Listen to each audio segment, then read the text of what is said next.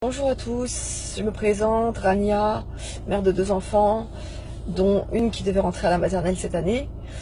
Je fais cette vidéo pour informer le maximum de personnes au sujet des séances d'éducation affective et sexuelle qui se mettent en place à partir de cette rentrée 2018 et ce dès la maternelle. La loi à ce sujet qui est passée en 2016 n'avait pas été effective jusqu'alors. Marlène Schiappa a affirmé sur RMC lors d'une déclaration qu'elle comptait rendre effectives ces séances sur tout le territoire français. 3 séances, donc au minimum 3 séances obligatoires sur la sexualité à partir de 4 ans. Donc l'heure est très grave, beaucoup de personnes ne prennent pas conscience de la gravité de la situation. Il faut savoir que cette hérésie qui ont décidé de mettre en place dans nos écoles découle en fait de documents d'un document qui s'appelle la Déclaration des droits sexuels de l'IPPF. L'IPPF, c'est l'Organisation internationale du planning familial. Donc ce document-là que vous trouverez sur internet en tapant Déclaration des droits sexuels de l'IPPF, vous prenez la version pas abrégée, vous ne prenez pas la version abrégée, vous prenez la version bleue. L'URL, vous verrez, il est en anglais, mais c'est la version entière complète que vous pourrez consulter. La plupart des gens qui vont faire ce travail, ils vont complètement s'arracher les cheveux. Je vous préviens, il faut s'accrocher, il faut avoir le cœur accroché. Il faut savoir que ces études se basent sur les travaux d'un certain Alfred Kinsey.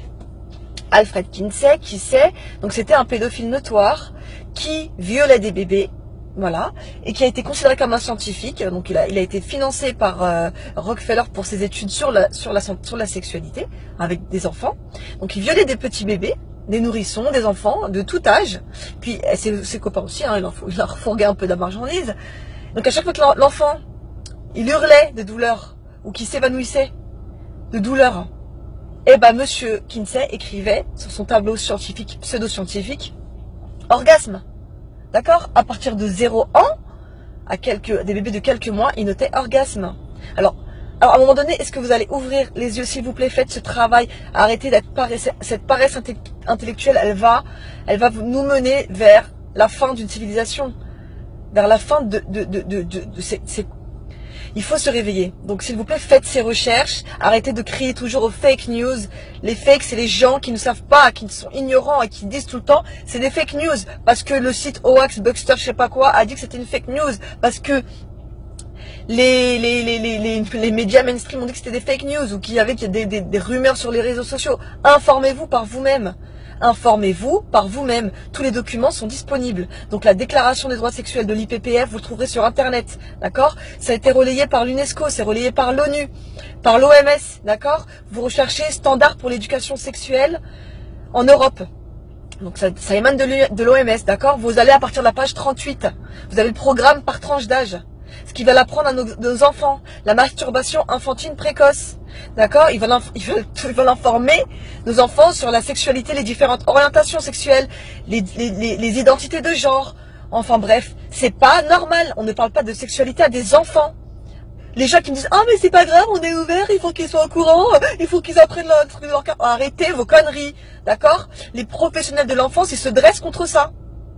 Ils dénoncent cette mesure. Ce sont des professionnels qui le disent, des pédopsychiatres, des psychologues, des spécialistes du traumatisme de l'enfance, d'accord? Le docteur Maurice Berger, il a fait un appel, il a lancé une alerte, d'accord? C'était un chef au CHU de Nantes, un pédopsychiatre, d'accord? Nantes ou Saint-Étienne, il me semble. Donc à un moment donné, il faut arrêter de prendre à la légère ces choses-là. Alors on va promouvoir l'homophobie, on va promouvoir la sodomisation, ça va être normal. On va expliquer aux enfants qu'on peut dire oui, qu'on peut dire non, que les abus violents c'est pas bien, mais les abus qui sont pas violents c'est pas grave. En gros, il faut se réveiller. C'est clairement en relation avec la loi Schiappa qui est passée cet été. Le 1er août, elle a été promulguée, la loi Schiappa qui ne pose pas d'âge minimum pour le consentement sexuel d'un enfant. Ça veut dire concrètement qu'un enfant il pourra avoir des relations sexuelles avec un adulte. Et que vous pourrez rien faire parce que s'il a dit oui devant la loi, eh ben vous ne pourrez rien faire. Il n'y a aucune loi en France qui protège les enfants des viols. Il n'y a aucune loi. Il y a juste une jurisprudence de 0 à 5 ans, d'accord, qui protège les enfants. De 0 à 5 ans. Et c'est une jurisprudence, ce n'est pas une loi, d'accord. Franchement, j'en tremble, j'en dors pas. Il faut se réveiller, bordel. Il faut que vous en parliez à vos voisins, vous en parlez à vos amis, tout ça. Donc, cette loi Chiappa, au départ, faut savoir que les associations d'aide, les collectifs d'aide contre les violences sexuelles pour les enfants, etc., les viols, blablabla, ils avaient demandé un minimum de 15 ans. Ils avaient promis, le gouvernement, à ces associations de mettre ça dans la loi, un minimum de 15 ans. Après, ça a été soi-disant dit, soulevé que c'était cette clause de non-consentement irréfragable serait inconstitutionnelle, parce qu'en fait, effectivement, elle apporterait atteinte à la présomption d'innocence de l'accusé. Mais attendez, comment on peut protéger un accusé face à un mineur? Face à un enfant de 5 ans, 6 ans? Comment? Est-ce que vous allez vous réveiller ou pas? Vous comprenez la dangerosité de la chose ou pas? Ça veut dire que là, demain, donc ils ont dit que c'était, excusez-moi, ils ont dit que c'était, ça serait inconstitutionnel. Mais alors, comme je disais, quand ils veulent toucher la Constitution pour s'octroyer des privilèges, d'accord, il n'y a pas de problème, ils touchent la Constitution. Ils travaillent dessus, il n'y a aucun souci. Quand ils veulent la réécrire, quand ils veulent la changer, il n'y a pas de problème. Et pour les gosses, ils n'ont pas été capables de le faire. À un moment donné, il faut se réveiller, il faut arrêter de croire qu'on vit dans un monde de bisounours et qu'ils nous voient du bien là-haut. Hein. Non, mais c'est pour le bien-être des enfants. Mais arrêtez. C'est clairement une volonté de pervertir les gosses. S'ils veulent les pervertir, d'accord? Donc maintenant, un enfant qui a été victime d'un viol, il devra prouver son consentement, prouver qu'il a été victime, qu'il s'est débattu assez. Comment vous voulez qu'un enfant prouve qu'il a dit non? Ou qu'il a dit oui? Enfin, il faut dire qu'il a dit non, pardon. Comment voulez-vous qu'un enfant prouve qu'il a dit non? Est-ce que vous allez vous réveiller? Demain, si ça arrive à votre gamin, vous allez faire quoi? Quand la justice, elle vous dira, ah bah non, la justice, elle vous dira, votre enfant, il était consentant, il a eu ses séances d'éducation, il a été sensibilisé à la sexualité dès son plus jeune âge. Donc il est au courant de ce que ça implique. Donc s'il ne s'est pas débattu, c'est qu'il était consentant. Un enfant de 5 ans, 6 ans, consentant. Faut se réveiller. Ça vous suffit pas toutes les peines de sursis qu'ils prennent, ces connards, ces pédophiles. Ils ressortent tout en blanchi parce que justement la victime n'a pas pu prouver qu'elle s'était assez débattue. C'est sérieux là? Vous croyez quoi? Un enfant demain, il est face à un connard. Vous croyez qu'il va faire quoi? Il va l'amadouer avec des gourmandises, des friandises. Allez, viens, je te montre un petit truc, viens. Et l'enfant, vous croyez qu'il va dire non et l'autre, il va s'arrêter? Vous croyez que votre enfant, quand il va dire non, le pédophile, il va partir tranquillement? Mais putain, mais bordel, mais réveillez-vous. L'heure est grave. L'heure est grave. Cette séance d'éducation sexuelle va complètement supprimer l'autorité parentale. Vous n'aurez rien à dire à vos enfants. Vous ne pourrez plus contrôler ce qu'ils font de leur corps. D'accord? Ils pourront faire ce qu'ils veulent, quand ils veulent, où ils veulent, et vous ne pourrez rien dire. Voilà, ça va être la promotion de la sexualité à un enfant. C'est la période où, justement, il ne s'occupe pas de la sexualité. C'est complètement paradoxal. Un enfant, il ne s'intéresse pas au sexe. Quand ce sera le cas, ce sera aux parents de les éduquer à ce sujet. C'est pas à des intervenants extérieurs, dont on n'aura même pas vérifié le casier judiciaire. D'accord? Des personnes qui n'ont aucune formation pédagogique qui vont enseigner ça à nos gosses. Ça a été mis en place dans des écoles pilotes en France. Et c'est quoi? Ça a été quoi le résultat? Ça a été quoi le résultat? Ben, renseignez-vous. Renseignez-vous ce qui s'est passé à Périgueux, à Istres, à Jouer-les-Tours. Renseignez-vous un peu. Le dire, ça n'existe pas. Ça s'est mis en place en Suisse. Ça s'est mis en place en Suisse, d'accord? Ça s'est mis en place au Canada. Ça s'est mis en place... où encore? Attendez. Je suis perturbée, ça monte, c'est trop émotionnel. C'est un sujet qui est très grave et les gens, il faut qu'ils arrêtent de dire que c'est des fake news. Renseignez-vous, putain de bordel de merde. Voilà, et vous boycottez la rentrée. Si vous voulez protéger vos gosses, vous boycottez la rentrée. Tout le monde a entendu parler des droits de l'homme, on sait ce que c'est. On a également entendu parler du droit à la santé. C'est quelque chose qui nous parle. Mais est-ce que vous avez entendu parler des droits sexuels? Eh bien, c'est un projet qui est en cours, que j'ai lu, dont je vous donnerai les liens, parce qu'il faut absolument que toutes les familles soient au courant de ça. C'est un projet qui s'apprête à mettre la loi au service du sexe. Ah, les droits sexuels. La source que j'ai trouvée est du Planning Familial International, l'IPPF. Mais ce sont des documents qui circulent avec le tampon de l'Organisation des Nations Unies. Voilà. Alors de quoi s'agit-il? Qu'est-ce que c'est le droit sexuel? Eh bien, c'est le droit de connaître et de jouir d'une sexualité indépendante de la reproduction et d'une reproduction indépendante de la sexualité. Et ça va être un droit. Ça va relever du droit, donc de la loi. Voilà. À l'ONU, une certaine Najat Vallaud-Belkacem, bien connue des internautes de ce site, a dit « La santé et les droits sexuels et reproductifs doivent devenir une question prioritaire. » La priorité, c'est pas le chômage, c'est pas la guerre, c'est pas l'horreur et l'enfer qui s'avancent, non, c'est le fait de pouvoir ou non octroyer des droits sexuels. À qui, au fait? Ah bien à tout le monde. Toute personne aura le droit d'exercer sa liberté de pensée, d'opinion et d'expression en matière de sexualité, d'orientation sexuelle, d'identité de genre. Je crois que ça n'existait pas. Enfin, je rappelle que Madame Najat Vallaud-Belkacem a prétendu il n'y a guère que l'identité de genre, que le problème de genre n'existait pas. Mais la théorie du genre n'existe pas. Et de droits sexuels sans intrusion arbitraire ni limitation. Les droits sexuels sans limitation. Ça veut dire que l'interdit religieux va devoir être combattu. L'ordre public et la moralité publique devront donc être combattus puisqu'il ne faut plus qu'il y ait de limitation ni d'intrusion arbitraire. Donc il va être interdit d'interdire. Ça rappelle vaguement un certain programme de mai 68. À qui ce droit sexuel vont-ils être accordés? Eh bien, à tout le monde, y compris aux déviants de toutes sortes. Les droits sexuels sont les droits sexuels inaliénables et indivisibles. Les acheteurs d'enfants sur Internet seront bien évidemment, feront partie de ceux qui pourront faire valoir leurs droits sexuels. Et ce sont des droits qui vont être reconnus aux enfants. Et oui, le droit d'exercer le contrôle sur ce qui touche à sa sexualité, de choisir, là je fais une citation, de choisir ses partenaires sexuels, de rechercher à atteindre son plein potentiel et plaisir sexuel, et ce dans un contexte non discriminatoire et en tenant pleinement compte des droits d'autrui et des capacités évolutives de l'enfant. Ça veut dire quoi? Ça veut dire qu'on va accorder des droits sexuels aux enfants en fonction de leur capacité évolutive. Eh bien écoutez, quel est l'âge à partir duquel on va pouvoir considérer que les enfants ont des droits sexuels? La réponse est venue de la bouche de Ban Ki-moon soi-même, qui le 30 mars 2012 à l'ONU a fait savoir que ce sera 10 ans. À partir de 10 ans, les enfants pourront jouir de leurs droits sexuels. Alors évidemment, à partir de 10 ans, ça veut dire que les droits sexuels des enfants vont s'opposer aux droits des parents.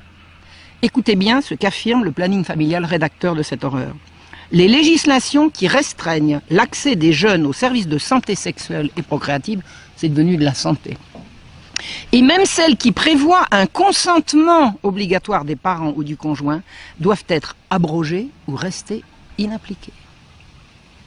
Ces droits seront revendiqués contre, tenez-vous bien, toute intrusion arbitraire ni limitation fondée sur des croyances culturelles ou l'idéologie politique dominante, ou sur des notions discriminatoires d'ordre public, de moralité publique, de santé publique ou de sécurité publique. Ça veut dire que la morale, l'ordre public, la santé publique, la sécurité publique et la religion sont discriminatoires. Donc on va s'en séparer. Je rappelle, pour mémoire, qu'il n'y a pas de relation sexuelle sans partenaire. Il faut être deux a priori. Donc faire valoir des droits sexuels, ça donne des droits sur autrui. Sinon, je ne vois pas comment on peut appeler ça un droit. Toutes les civilisations du monde ont édicté des normes qui s'opposent à ces droits. C'est l'ouverture d'un droit au viol, à l'exhibitionnisme et à la perversité. Il est dit que les États doivent prendre des mesures interdisant à toute tierce partie de compromettre les garanties inhérentes aux droits humains, comme les parents, les églises ou les associations. C'est un rapport choc qui aurait dû faire vaciller le clergé américain. Rédigé par un grand jury, il fait état d'agressions sexuelles sur plus de 1000 enfants, certains âgés de moins de 10 ans. Comme le cas d'un prêtre ayant abusé de 5 fillettes, la plus jeune à peine âgée de 18 mois. Les représentants de l'Église ont régulièrement et délibérément décrit les abus comme des jeux, de la lutte et des contacts inappropriés. Ce n'était rien de tout cela. C'était de l'abus sexuel d'enfants, y compris des viols commis par des hommes adultes, des prêtres contre des enfants. Le rapport de 884 pages étaye 2 ans d'enquête et il ne manque ni de preuves ni de détails suffisamment explicites. Pourtant, la hiérarchie de l'Église s'est montrée active pour tout étouffer. Les évêques avaient la clé des archives secrètes qui contenaient à la fois les allégations et les aveux des abus et de la dissimulation. Une dissimulation qui empêche aujourd'hui la justice d'être rendue. Quasiment tous les cas sont frappés de prescription. Seuls 2 prêtres sont inculpés sans risquer plus de 5 ans d'emprisonnement. Désormais protégé, le diocèse de Pennsylvanie peut se laisser aller à la repentance. Vous avez été trahis par des gens qui se prétendent les serviteurs de Dieu, des enseignants ou des représentants de la communauté. Beaucoup de tout ce qui est dans ce rapport, quand vous pourrez le lire, vous y trouverez des choses répugnantes. Il n'y a aucune excuse. Comme pour établir un certain équilibre, les jurés ont rendu public les noms de dizaines d'hommes d'église accusés par l'enquête. Une goutte d'eau. Selon une ONG, de 1950 à 2016, près de 7000 prêtres ont été accusés d'abus sexuels aux États-Unis. Tout calculé, tout prémédité, tout pensé. C'est vraiment... il a fait des plans, quoi. J'ai vu les photos, c'est hallucinant. Ça fait peur, hein. Franchement. J'en ai eu la nausée pendant 3 jours. Hein. Bon, ma fille sur les photos, j'en ai gros sur la patate, là. J'en ai gros.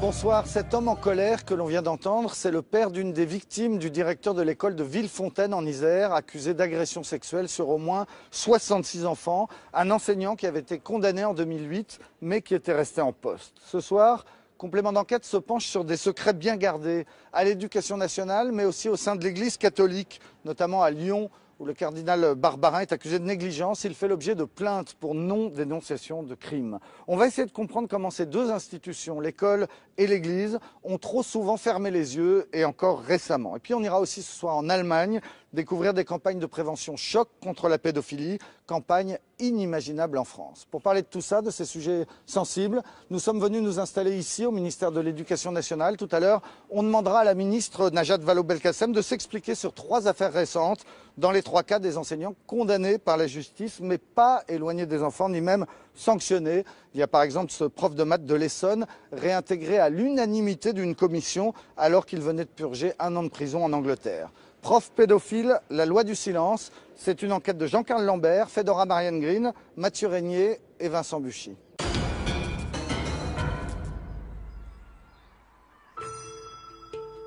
Pendant 7 ans, l'homme a méthodiquement écumé les établissements de l'Isère.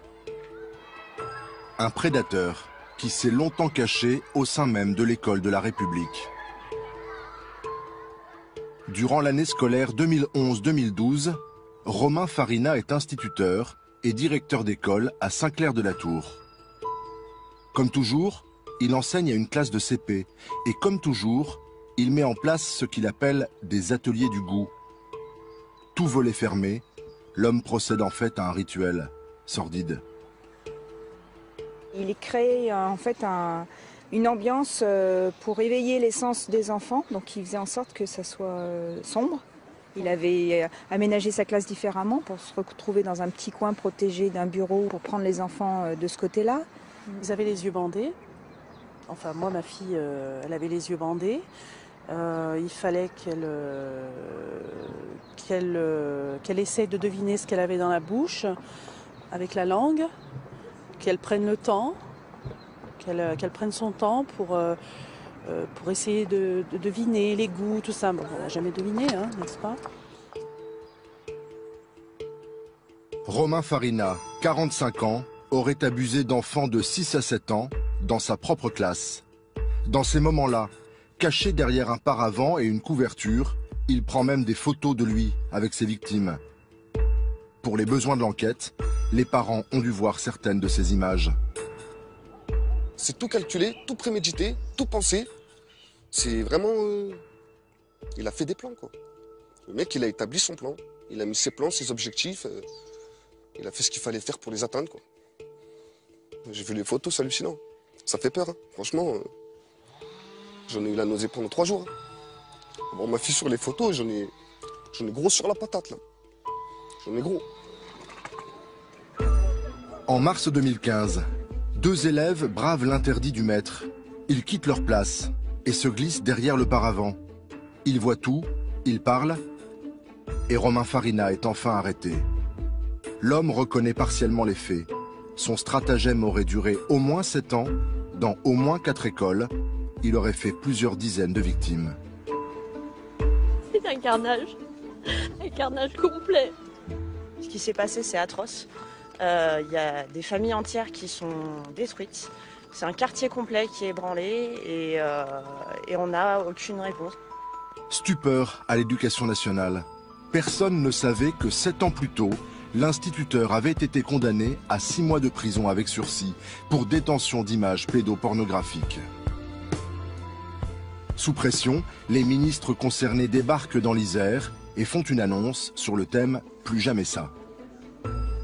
Nous avons pris la décision de présenter un texte de loi qui inscrive dans notre droit l'obligation faite aux magistrats de transmettre de telles condamnations afin que derrière l'éducation nationale puisse engager les poursuites disciplinaires qui s'imposent et tenir à l'écart de l'école les prédateurs sexuels avérés.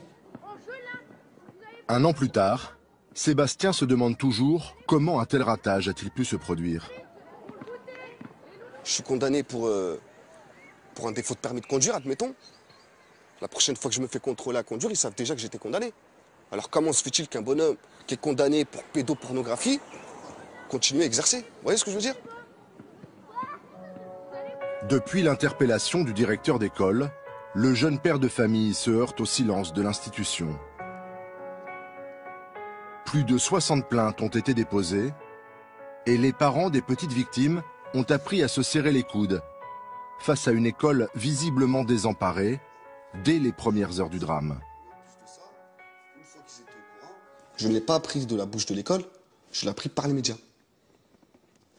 Et j'aurais trouvé ça normal que ce soit un enseignant ou le recteur d'académie, qu'on nous appelle un par un, les parents de la classe concernée, nous disent il y a eu quelque chose avec le maître, on ne peut pas vous en dire plus pour l'instant, on vous donne rendez-vous, cela. Ça aurait été la moindre des choses. Le lendemain, quand on décide de remettre nos enfants, on voit qu'on remet nos enfants dans la même salle de classe où ils ont été un petit peu torturés. Donc on trouvait que c'était pas quelque chose de normal. Il a fallu que ce soit des parents qui initient plein d'idées. Ben non, c'est pas la même classe, et la classe, il faudra la redécorer, la réaménager, changer la disposition de l'immobilier, etc.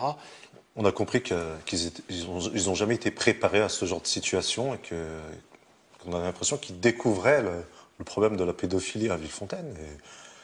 Et c'est ce qui nous a choqué un petit peu. On pensait qu'il y avait des protocoles qui existaient déjà pour justement faire face à ce genre de situation, et c'était pas du tout le cas. Des parents abasourdis, en colère contre l'école, mais plus encore contre la justice, qu'ils accusent de négligence. Nidal a rendez-vous chez son avocat, un spécialiste des affaires de pédophilie. Maître Reviron a fouillé dans le passé de l'enseignant et il a relevé dans un PV d'audition un passage glaçant. En 2008, au moment de son premier procès, Farina annonçait quasiment le drame à venir. Tel que c'est dans le procès verbal, on voit bien qu'il est dans une confidence et il explique à la fois qu'il est directeur d'école, qu'il est en contact avec des enfants, qu'il n'est jamais passé à l'acte, mais que c'est quelque chose, il dit « je ne l'ai pas fait, mais je peux en avoir peur, je peux le craindre ». Le parquet, quand il lit cette procédure, le procureur de la République, quand il a connaissance de cette procédure, aurait dû tout autant s'en alerter. Il y avait tous les éléments pour l'éviter, et ça n'a pas été le cas. C'était une bombe qu'on a lancée délibérément dans une école. Le procureur de la République, à Bourgoin-Jallieu, au moment de la première condamnation de l'instituteur, a quitté la ville. et visiblement tourné la page. Oui, je m'en souviens, mais voilà, je n'ai pas de déclaration à faire là-dessus parce que ça remonte à pas mal d'années et c'était une affaire voilà, qui à l'époque n'avait pas l'éclairage qu'elle a maintenant. Et voilà, non, non, mais pourquoi vous n'avez pas signalé ces faits juste à l'école? C'est ça que je cherche à comprendre. Au revoir, monsieur. Une circulaire oblige pourtant les procureurs à signaler toute condamnation d'un fonctionnaire à son supérieur. Mais le texte n'a pas force de loi et aujourd'hui, si le magistrat manque à cette obligation, il ne peut pas être poursuivi. Pour éviter des dysfonctionnements aussi lourds de conséquences, il existe une solution assez simple, testée depuis 2010 dans les Hauts-de-Seine. Jocelyne Ponce est la référente justice de l'Éducation nationale. Un gamin qui avait posé quand même un certain nombre de problèmes. Hein. Le trait d'union entre les deux institutions. Pour elle, le drame de Villefontaine est une faute impardonnable. C'est lamentable, voilà, qu'on puisse, ben oui.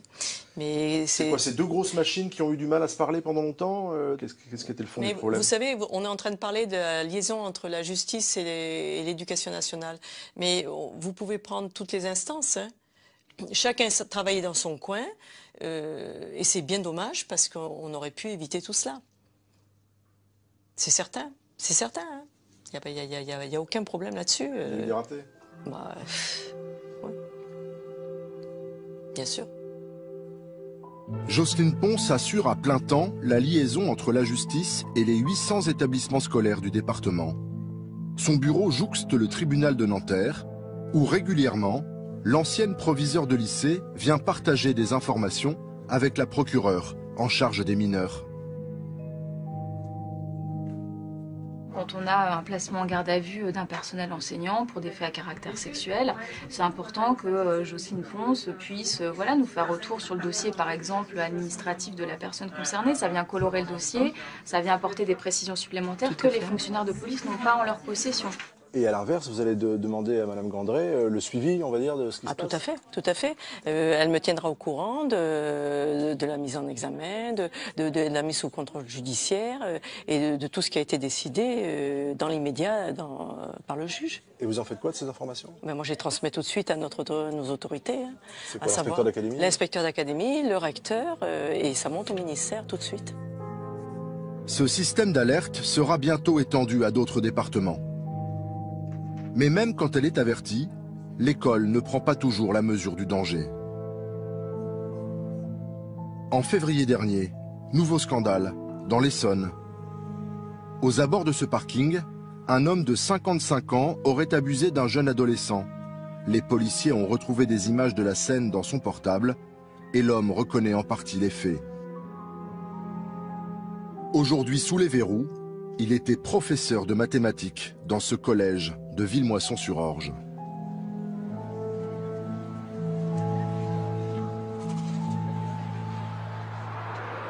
C'est un peu bizarre quand il était lunatique. Il était quand même super bizarre et il avait des comportements pas très... C'est-à-dire? Enfin, bah, je sais pas, mais en fait, j'ai peur de vous dire des choses parce qu'il y a des gens au collège qui ont dit de pas vous répondre. Des collégiens tenus au silence et une éducation nationale à nouveau embarrassée, car elle connaissait le passé de délinquant sexuel du prof de maths, déjà condamné en Grande-Bretagne. Aucune excuse pour l'institution, la ministre est atterrée. L'éducation nationale avait donc été informée et a en connaissance de cause décidé de laisser enseigner ce professeur. Je veux le dire ici très clairement, cet aveuglement devant des faits aussi graves ne peut rester sans suite. Elle lance une enquête qui vise le rectorat de Versailles et la journée du 9 mars 2007. À cette époque, le prof de maths sort de prison en Angleterre. Il est convoqué devant une commission disciplinaire qui doit statuer sur son avenir. 35 personnes, le recteur, des représentants syndicaux et des cadres administratifs. Défendu par un avocat, sa femme à ses côtés, l'homme présente la copie de sa condamnation à 15 mois de prison pour des faits qui remontent à l'été 2005, quand il encadrait un camp de vacances près de Brighton. Motif ? Relations sexuelles avec 4 enfants de 12 à 16 ans. Étonnamment, le prof échappe à la révocation. Un seul membre de la commission a accepté de nous expliquer pourquoi, sans savoir qu'il est enregistré. Le document que l'on avait, c'était uniquement la décision du tribunal en anglais, c'est tout. On n'avait donc, nous, que la parole de ce monsieur. Et d'après lui, il y avait eu des gestes qui ont été mal interprétés. Et un jugement quand même, le monsieur avait été condamné en Grande-Bretagne, c'est la justice britannique, c'est pas n'importe quoi. Oui, mais justement, c'est la justice britannique. On a dit en Angleterre, ils sont obsédés et ils exagèrent. Quand vous avez appris que ce monsieur était interpellé pour agression sexuelle sur mineur, vous avez eu des regrets? J'ai dit merde. Merde, le dossier était mal monté. À l'unanimité, les 35 membres de la commission paritaire décident de ne prendre aucune sanction contre le prof de maths, qui peut donc retourner auprès des élèves. Une décision difficile à comprendre. Mais quand nous retrouvons notre interlocutrice, elle persiste. La commission n'a pas fait confiance au juge britannique qui avait condamné le professeur. Il a été jugé rapidement avec des a priori, quoi. On s'est dit, c'est la folie des Anglais. Du coup, on n'a pas plus... La folie pudibonde. Ouais. Et obsédé par la pédophilie. Mais c'est vrai qu'aujourd'hui, on se dirait, dans un cas comme ça, s'il y a un doute... Aujourd'hui, on ne siégerait plus sans des pièces plus précises. On n'accepterait plus. Aujourd'hui, l'école veut faire oublier ces scandales et montrer un autre visage. La ministre affiche sa fermeté, jure de faire le ménage. Elle vient d'annoncer que 27 enseignants ont été révoqués l'an dernier pour des affaires de pédophilie. 27 personnes sur les 1 200 000 qui travaillent pour l'éducation nationale et dont les carrières sont gérées par Catherine Gaudy, directrice générale des ressources humaines. Dans les révocations que vous évoquez, il y a un grand nombre, une dizaine, qui sont liées à des condamnations pour détention d'images pédopornographiques. Et il nous semble que la détention de telles images est incompatible avec le métier d'enseignant. Dans le discours, c'est tolérance zéro. Mais dès qu'on évoque l'affaire de l'Essonne, c'est silence radio. S'agissant de monsieur... il y a, vous le savez, une enquête administrative en cours qui donnera sûrement un certain nombre d'explications. C'est un raté là en l'occurrence, c'est quoi? C'est une appréciation qui a été mal faite par la CAPA?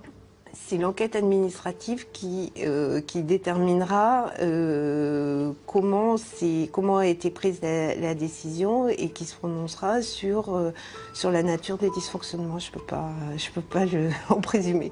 D'accord. Il faudra encore du temps pour changer les mentalités à l'éducation nationale et réagir plus vite en cas de danger. C'est ce que pense Gwen Flory, pourtant elle-même professeure. Pendant des années, elle a dénoncé les travers pédophiles de son ex-compagnon, lui aussi enseignant. Il sera finalement suspendu en mars 2015. C'est quelqu'un qui a eu une condamnation pour ça ne devrait pas pouvoir exercer avec des enfants. Car l'enseignant a en effet déjà été condamné il y a 9 ans pour détention d'images pédopornographiques. L'ex-compagnon de Gwen était professeur de sport près de Rennes. L'histoire commence en 2006, quand il est condamné à 2 ans de prison avec sursis. C'est quand même quelqu'un qui regarde dans son ordinateur des milliers d'images pédopornographiques, qui a affaire à des élèves et à des enfants qui sont obligés de se déshabiller pour se changer. Donc c'est vrai que lorsque j'ai la condamnation entre les mains, ça me paraît complètement logique qu'il n'ait plus le droit d'exercer auprès d'enfants. Ça me paraît complètement logique. Pourtant, le prof de sport reste au contact des adolescents. À plusieurs reprises, la jeune femme alerte son syndicat, écrit au rectorat, appelle le ministère, à chaque fois sans succès.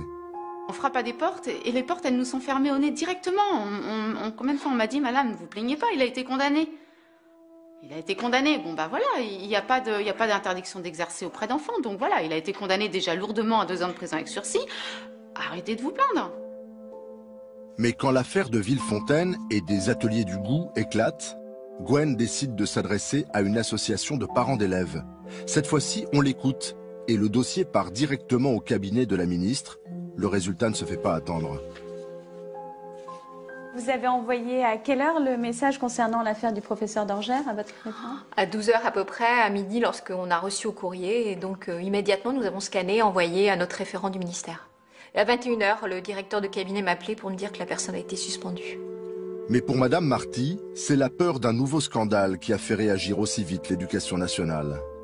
Dans l'institution, il y a quand même toujours cette propension à protéger le corps enseignant, à se protéger entre eux, ils se protègent. Même à un moment donné, quand ils sont eux-mêmes entre eux, le savent, ils voient et sont conscients de dysfonctionnements importants. À un moment donné, quand quelqu'un le fait remarquer, au lieu d'aider, de dire oui c'est vrai, et de passer à l'action, non, ils se protègent entre eux systématiquement. En tout cas, c'est ce que nous constatons. En quelques heures, le prof de sport est suspendu. Il doit quitter sur le champ son collège. Une sanction rapide, 9 ans après le premier signalement à l'éducation nationale.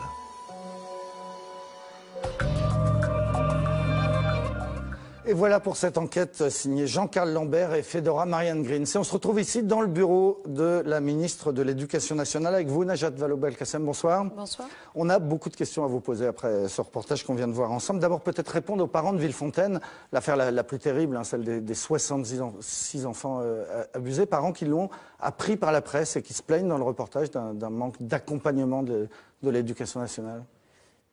C'est vrai qu'ils l'ont appris par la presse. C'est d'ailleurs, ça fait partie des nombreux dysfonctionnements qui ont été constatés dans cette affaire et pour lesquels j'ai été hors de moi. Et je comprends la révolte des parents parce que, en réalité, l'innocence perdue de leur enfant, personne ne la leur ramènera. Donc, indéniablement, j'ai été la première à le reconnaître, il y a eu dysfonctionnement. Et donc, c'est la raison pour laquelle nous avons décidé de revoir de fond en comble toutes nos procédures. Nous avons d'abord diligenté des inspections pour nous dire où ont été les torts à un moment précis, fait en sorte de nommer dès la rentrée qui a suivi, c'est-à-dire septembre 2015, des référents justice dans l'éducation et des référents éducation dans la justice, comme la dame qu'on voyait tout à l'heure. Maintenant, il y en a 60 en France, de part et d'autre, donc 120 en réalité, qui sont là pour faire le lien permanent et qu'aucune information ne puisse échapper dans un sens ou dans l'autre. Et nous sommes en train de faire adopter cette fameuse loi qui va désormais obliger les magistrats, sinon c'est leur responsabilité qui sera mise en cause, à transmettre les informations qu'ils doivent transmettre à l'éducation nationale pour que celle-ci puisse prendre ses sanctions. Parce que là, c'est pour l'avenir, ceux qui seront condamnés à partir d'aujourd'hui. Ceux qui l'ont été dans le passé, vous êtes en train d'éplucher un à un tous les dossiers des profs de France pour voir s'il n'y a pas eu une condamnation? Oui, c'est une autre décision que j'ai prise, toujours dans la foulée de l'affaire Villefontaine, parce que je me suis dit que c'était terrible la suspicion qui allait désormais peser sur l'ensemble du corps professoral. Puisque, par définition, on se dit si un Villefontaine s'est produit, si ça se trouve, il y en a plein d'autres partout ailleurs. Et donc, déjà, il faut pouvoir lever cette suspicion en faisant un grand acte de transparence. Et ce grand acte de transparence, c'est de dire on va contrôler tous les casiers judiciaires B2, comme on dit, pour vérifier qu'on n'est pas dans l'éducation nationale des personnels qui auraient été condamnés et dont la condamnation n'aurait pas été transmise à l'éducation nationale, ce qui leur aurait permis de continuer à exercer. Mais ce travail, c'est inédit. Ça veut dire que 850 000 casiers vont être passés au peigne fin. Ça va prendre 1 an, parce que concrètement, il faut une journée pour faire 3000 casiers. Donc 1 an pour faire ce travail, mais qui au moins va permettre à la fois de garantir qu'on n'a pas dans notre corps professoral des gens qui n'ont rien à y faire, et d'autre part d'envoyer un signal très fort, et j'espère préventif, pour dire que désormais dans l'éducation nationale, ça ne peut plus se produire. Donc, Alors ça, c'est pour que ça ne se reproduise plus, que l'éducation nationale ne soit pas informée d'une condamnation. Mais on a vu dans le reportage un cas où là, l'éducation nationale était informée d'une condamnation. C'est ce prof de maths de l'Essonne, condamné à de la prison ferme en Angleterre, et réintégré à l'unanimité de cette commission mixte paritaire, cette commission disciplinaire. C'est quand même extrêmement troublant de se dire qu'il s'est trouvé 35 personnes pour dire il sort de prison en Angleterre, on le remet face à des enfants dans une classe. Vous avez avancé sur cette enquête ? Oui, j'ai eu l'occasion de m'exprimer sur ce sujet aussitôt que l'affaire a éclaté. C'est vous qui l'avez révélé, hein ? C'est d'ailleurs moi qui l'ai révélé. J'ai préféré justement dans cette démarche de transparence le révéler moi-même. C'est insupportable, honnêtement. Villefontaine était déjà terrifiant. À Villefontaine, on pouvait se dire que l'éducation nationale, d'une certaine façon, n'avait pas été mise en condition de prendre la sanction disciplinaire puisqu'elle n'était pas informée de la condamnation par la justice. À Villemoisson, elle était informée. Et d'ailleurs, on voit bien dans votre reportage que la condamnation était bel et bien là, dans les pièces produites ce jour-là, et que finalement, là où la commission semble avoir péché, c'est dans la remise en question de la condamnation parce qu'elle venait d'un tribunal britannique. L'idée est complètement absurde. En quoi les Anglais, la condamnation anglaise ne vaudrait rien? Enfin, apparemment, ils avaient tous ça en tête. Ce que moi, j'ai d'ores et déjà constaté, c'est que visiblement, certains sont parfois tentés de remettre en question la matérialité des faits inscrits dans une condamnation. Donc ça fera partie désormais des règles que nous adoptons. Il sera impossible à un conseil disciplinaire de remettre en question une condamnation, qu'elle provienne d'un tribunal français ou d'un tribunal étranger. Dès lors que condamnation il y a eu, un conseil disciplinaire n'a pas à se réinterroger sur la matérialité des faits. Mais qu'est-ce qui a pu se passer, à votre avis, dans la tête de ces gens-là qui ne tiennent pas compte d'une condamnation de la prison ferme en Angleterre? On a entendu la présidente des parents d'élèves de la PEP qui disait il y a le poids d'un corporatisme, il y a l'habitude de l'éducation nationale de se protéger, quoi qu'aient pu faire ces membres. Moi, je ne crois pas à la thèse de l'omerta dans l'éducation nationale. C'est pas du tout comme ça que ça fonctionne. Vraiment, il faut vous mettre à la place d'un professeur ou d'un inspecteur ou d'un recteur dans l'éducation nationale. Honnêtement, c'est d'abord l'intérêt des enfants qui guide chacun de ces personnels. Donc le sujet, c'est pas une légèreté qui aurait conduit chacun des membres de cette commission paritaire à ne pas penser aux enfants alors qu'ils avaient en face d'eux un prédateur sexuel. Non, le sujet, c'est que dans l'éducation, parce que par le passé, on a connu des situations où des professeurs avaient été injustement accusés de pédophilie et pour certains s'étaient même suicidés in fine, il y a toujours cette recherche de l'équilibre qui fait qu'on se demande si on n'est pas en train de commettre une injustice. Et donc qu'on préfère avoir des garanties, des assurances, des certitudes avant de prononcer la révocation. Mais j'insiste sur le fait que au sein de l'éducation nationale, vous avez des personnels qui sont là par engagement sincère pour l'intérêt des enfants et qu'il ne faudrait pas non plus retourner la situation au point de leur faire tous un procès d'intention. Oui, mais quand même, on a vu encore, troisième cas qui a été évoqué dans ce reportage, cette prof de Rennes qui, elle, accusait son propre mari d'actes pédophiles. Elle le dit, elle a frappé à toutes les portes, aussi bien les syndicats que le rectorat, que l'administration, que le ministère. Elle dit, attention, mon mari est toujours avec des enfants et mon mari est dangereux. Et elle dit, on ne m'a pas écouté très longtemps. Oui, à Orgères en l'occurrence. Oui, mais vraiment, si vous cherchez à me faire dire qu'il y a eu des dysfonctionnements dans l'éducation nationale... Oui. Des dysfonctionnements ou des poids qui font qu'encore une fois, c'est une institution qui se protège et qui a du mal à sanctionner, non? Non, des erreurs individuelles, des problèmes en effet de transmission d'informations entre les uns et les autres, des absences de conscience de la gravité des faits, oui, indéniablement. Et c'est pour ça que votre reportage tout à l'heure se terminait par l'éducation nationale cherche à faire oublier ces tristes affaires. Non, je ne cherche, enfin en tout cas moi, ministre de l'Éducation nationale, je ne cherche pas du tout à les faire oublier, ces tristes affaires. Elles nous ont marqué au fer rouge. Cette année 2015-2016 sur la question de la pédophilie dans l'Éducation nationale aurait été terrible parce que à partir du moment où une affaire a été révélée, bien d'autres sont révélées à leur tour puisque les gens se mettent à parler, tant mieux, ça libère la parole. Et puis par ailleurs, moi, vous savez... Systématiquement, j'ai en mémoire les parents de Villefontaine que je suis allée rencontrer peu après les faits. Leur regard complètement perdu,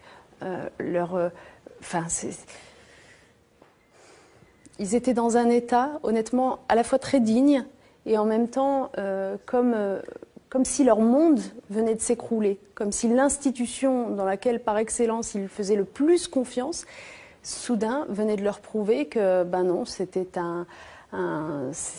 une jungle, c'était un endroit où leurs enfants étaient encore moins protégés qu'ailleurs. Alors qu'à l'école, a priori, c'est là qu'on est le mieux protégé, le mieux en sécurité. Donc moi, je n'oublie pas cela et en leur nom, moi, je souhaite que toutes les réponses soient apportées pour l'avenir et que ce type de situation ne puisse plus se reproduire. Merci beaucoup, Najat Vallaud-Belkacem. On va maintenant s'intéresser à une autre institution qui traverse une tempête, l'Église catholique. On le sait, le cardinal de Lyon, Philippe Barbarin, fait l'objet de plusieurs plaintes pour non-dénonciation de crimes. On lui reproche notamment d'avoir laissé exercer un prêtre accusé de nombreuses agressions sexuelles sur des scouts. L'Église face à la parole libérée, c'est un reportage de Nathalie Sapena, Violaine Vermogo et Thomas Lost. Surtout, ne jamais passer devant cette église en béton. Éviter son architecture qui l'oppresse. Christian a toujours contourné ce lieu de culte, comme un réflexe. C'est la première fois qu'il revient ici depuis des années. Vous ressentez quoi là? Un malaise? C'est plus qu'un malaise, quoi. C'est comme s'il y avait une mauvaise présence sur ce lieu, sur toute cette paroisse, toute cette église. Oui. Oui. Cette mauvaise présence qui plane, c'est celle d'un ancien prêtre, le père Bernard, qui officiait quand Christian était enfant, qu'il montait ses marches en culotte courte plusieurs fois par semaine, pour la messe, le catéchisme ou les scouts, il y a 35 ans.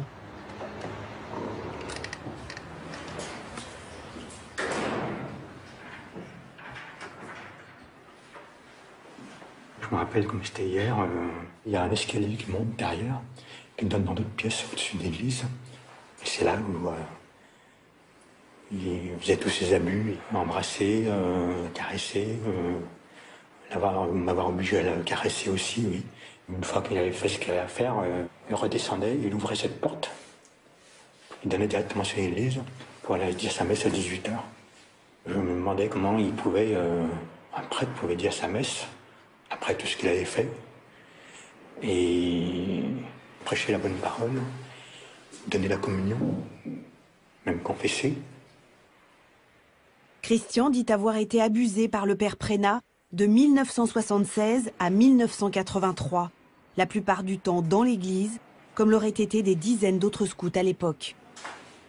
Un scandale étouffé par le diocèse de Lyon jusqu'à aujourd'hui, un scandale que beaucoup de paroissiens auraient préféré ne jamais voir éclater, comme ce bénévole qui s'active dans l'église ce jour-là. Bonjour. Des journalistes de France 2. Oui, je vous demanderai de sortir si vous voulez faire du film. Il est filmé à son insu. Il faut reconnaître qu'on en parle suffisamment, même beaucoup trop, pour des choses que je n'aimais pas, si vous voulez, qui sont relativement peu importantes, moins importantes que d'autres. On en fait beaucoup. Moi, j'ai été violé par le père Prénat. Bah écoutez, je suis très désolé. Et alors, il y a quand même une chose qui est certaine, c'est qu'à l'époque, on n'a rien fait. Qui n'a rien fait? Ah bah, est-ce que vos parents ont porté plainte? Parce que vous étiez mineur à cette époque. Les premiers responsables, c'était quand même les parents. Des abus minimisés et des prêtres disculpés, la sacro-sainte réaction de l'Église quand on parle de pédophilie. Sainte-Foy, ce sont les beaux quartiers de la banlieue de Lyon. Grande bourgeoisie tradie, bonne éducation, argent discret et secret bien gardé. Christian a grandi ici, dans cette vaste demeure familiale. Année après année, sa mère a rempli les albums avec les photos de ses enfants. Tous étaient scouts à l'église Saint-Luc. Un groupe réputé pour ses défilés grandioses. Voilà une fête, c'était à Marcy-l'Étoile, une fête scout déguisée. C'était le 27 janvier 1980. Donc ils étaient tous déguisés et C'était pour la préparation des Jeux Olympiques. Voilà. Donc chaque patrouille représentait un pays. Vous êtes où? Donc moi je suis là. On représentait le Japon en fait. Christian, enfant timide, réservé et totalement silencieux sur son calvaire. Les 3 enfants de la famille posent ce jour-là sur le podium. Christian l'aîné à gauche, sa sœur au milieu et à droite, son petit frère Didier. À la tête de ce groupe dynamique, le père Prénat, organisateur hors pair. C'était un groupe qui, dans les années 80, avait 400 gamins. Et lui était le seul responsable. Donc il était le berger, seul responsable à qui on a confié nos enfants. Bernard Prénat, ici en train de remettre une médaille à Christian, est décrit par tous comme un homme charismatique, autoritaire, brillant. Il impressionne autant les enfants que leurs parents. Chez les Burdets, on le considère comme un ami de la famille. On l'invitait chez nous, il venait pas très souvent, mais il venait manger à notre table. Je me souviens toujours, il était là à ma droite. mon mari en face. Nous l'avions invité avec mon mari pour nos 25 ans de mariage. C'était en 1989. Et pendant des années, Christian côtoie le prêtre dans les fêtes familiales, sans rien dire. C'est le père Prénat qui célèbre le mariage de sa sœur, une belle cérémonie dans l'église Saint-Luc. Il baptise les petits-enfants et tout naturellement, il marie son frère cadet, Didier, qu'il accuse lui aussi d'attouchement quand il avait 8 ans. Les souvenirs de toute une famille, aujourd'hui souillés, dévastés. Alors voilà, donc là où on voit très très bien, parce que ça c'est le père Prénat, et Christian qui était le parrain de l'aîné de ses petites nièces. C'est affreux. Donc on peut dire le bourreau avec sa victime, mais ça ne le dérange pas. Mais j'estime que pour la victime, qu'est-ce que ça doit être dur. Et quand je pense moi, leur mère, je leur ai imposé ça. Voilà, je pense que cette trahison, je ne la supporte pas. C'est tellement dur que... Une trahison et une manipulation. Avec le recul, la mère de Christian considère qu'en se faisant inviter à la table familiale, le prêtre a verrouillé plus sûrement encore la parole de ses fils. Pour Christian, le mutisme a duré près de 40 ans, jusqu'au mois dernier. Ce qu'il révèle à sa mère est terrible, en particulier le premier viol qu'il aurait subi à 12 ans lors d'un camp. Et dans sa tente, il a commencé à me serrer contre lui, à me caresser, à prendre mes mains et les mettre derrière son dos, sur lui. Il me met de plus en plus pressant. Je me demandais ce qui m'arrivait, j'étais pétrifié, tétanisé, quoi. J'avais peur, puis j'avais froid, j'étais glacé. Et là, il me dit, t'es mon grand garçon, c'est notre secret. Et là-dessus, il a commencé à me caresser, il m'a allongé par terre dans la tente, et puis il m'a caressé mon sexe, et il fallait que je fasse la même chose pour lui. Il me guidait les mains, et il m'enlève ma veste de pyjama, je suis torse nu, puis lui, pareil, il commence à enlever sa déshabillé, et je me retrouve tout nu devant lui. Je me dis, c'est pas possible. Je suis tout nu devant le curé, si on peut dire. Je suis paralysé, quoi. Puis, il m'a sorti les mots comme fellation. Il me demandait si je savais ce que c'était, tout. Il m'a fait fellation, il m'a forcé à lui faire des fellations. Ça m'a paru une éternité. Un premier viol qui a été suivi de nombreux autres selon lui. À n'importe quel moment, le père Bernard lui demandait de le rejoindre. Il y avait toujours un prétexte. Ou si c'était pas... Souvent? Assez souvent, oui. C'est-à-dire qu'à chaque fois, chaque semaine, chaque...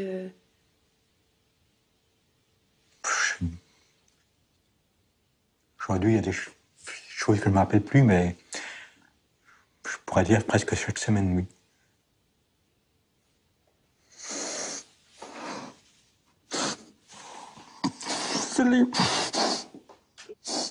Honte, secret, souffrance, la clé du silence.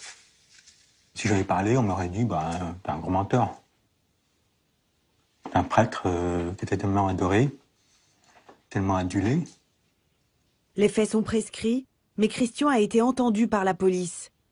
Le père Prénat, mis en examen pour agression sexuelle en janvier dernier, a reconnu 3 viols, dont le sien.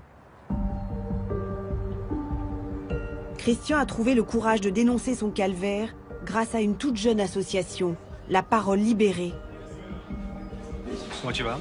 Très bien. Une joyeuse bande de cadres lyonnais qui ne se connaissaient pas il y a encore 3 mois et qui partagent tous ce même secret avec le prêtre de Saint-Luc. Ça, c'était le camp en Grèce. C'était le camp en Grèce, 87, 88. Regarde, le père Bernard m'avait envoyé une photo. Alors, est-ce qu'il les envoyait à tout le monde? Est-ce qu'il les envoyait à ses préférés? J'en sais rien. Il y a là Alexandre, qui travaille dans la finance. Axel, le photographe. Didier, le frère de Christian. Et Bertrand, le maître de maison, cardiologue à Lyon. En se regroupant, les anciens scouts ont ouvert la boîte de Pandore. Cette semaine, donc, on arrive à 60 victimes qui se reconnaissent victimes du père Prénat, c'est-à-dire victimes d'attouchement sexuel ou d'abus sexuels. Et on est parti quand même de 3 à se rassembler dans un café, à dire que ça serait bien qu'on fasse une association il y a 3 mois. On a une cause commune, on a vraiment envie de fédérer le maximum de victimes encore dans la nature, et Dieu sait qu'il y en a manifestement.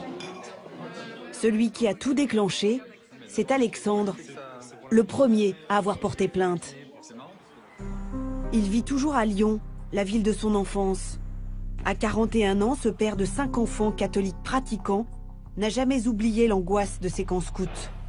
Comme beaucoup d'anciens de Saint-Luc, il croit que Prénat est mort, jusqu'au jour où une amie lui apprend par hasard qu'il est toujours curé.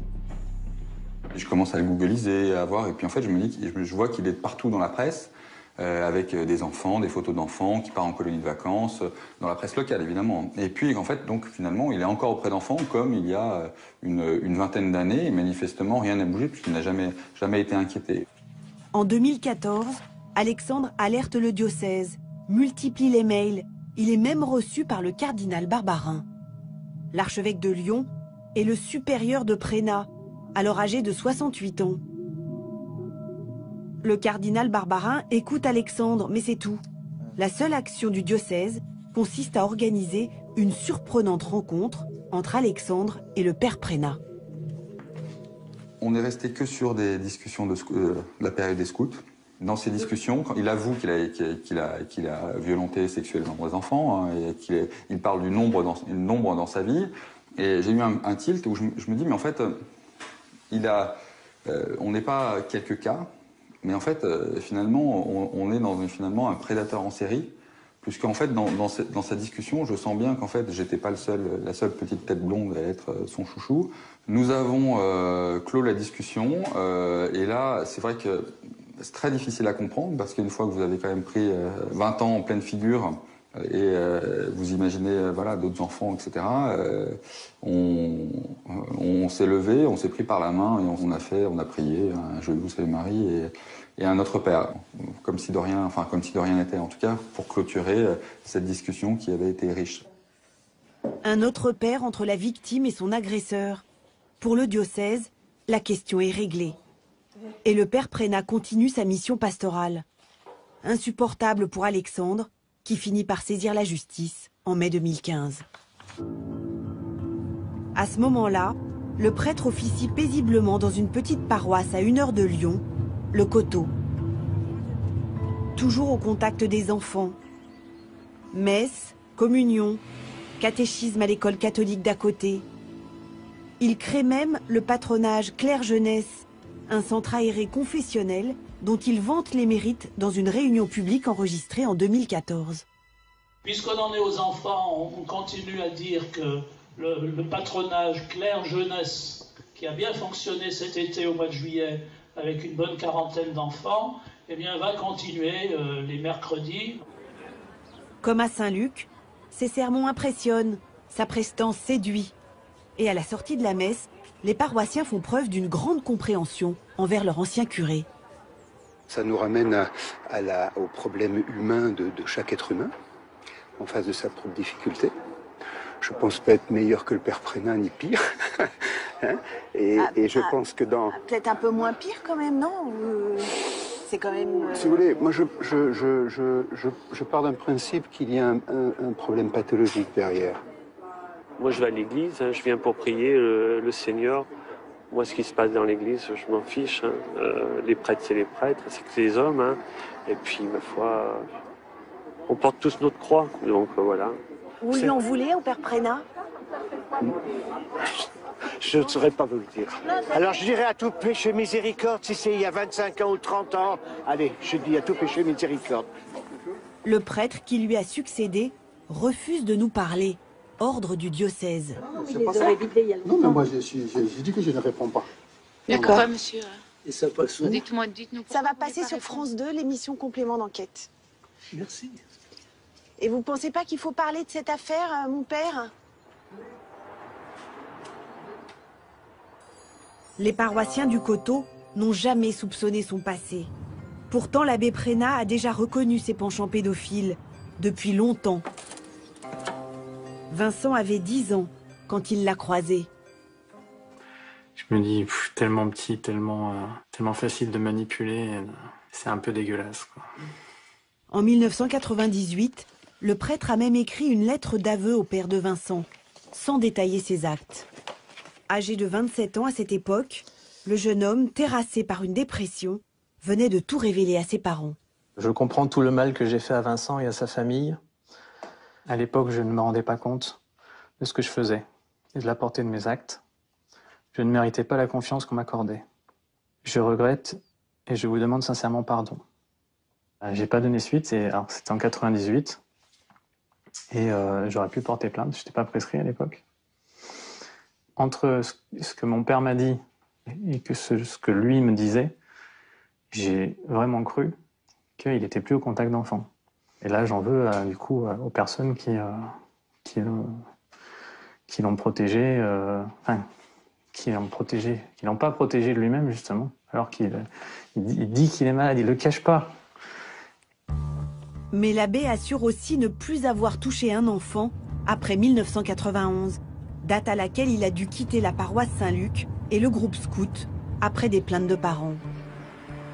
Avec Vincent, nous décidons d'aller questionner le père Prénat. Il y a 7 mois, il a été suspendu de tout ministère par le cardinal Barbarin. Depuis, il vit cloîtré dans un couvent tenu par des sœurs non loin de Lyon. Oui, bonjour, Vincent Berger.